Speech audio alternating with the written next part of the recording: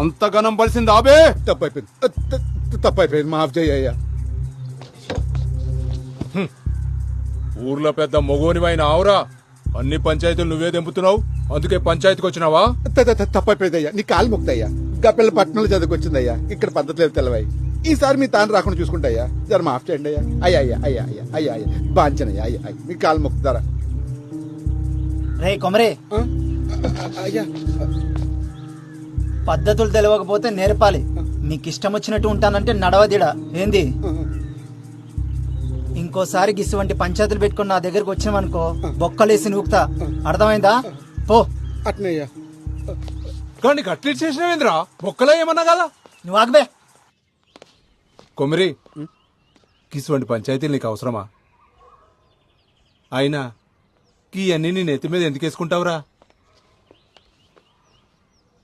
ఏముంది మామ, మనోళ్ళందరూ మంచిగుంటే గంతేసాలు. వస్తా.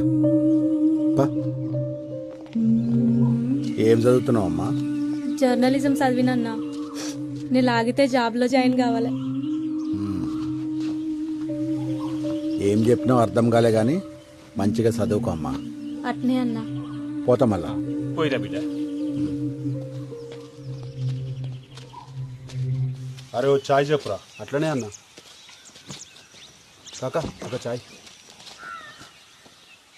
ఇవాళ ఏంద్రా ఇంతసేపు అయినా వగ్గిరాకు కూడా రాలే.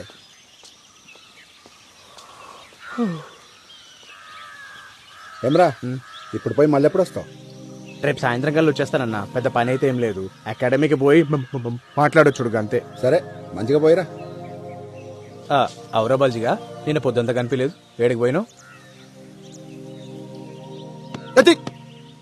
నిన్నే అడిగేది, సప్పుడు చేస్తలేవేంది?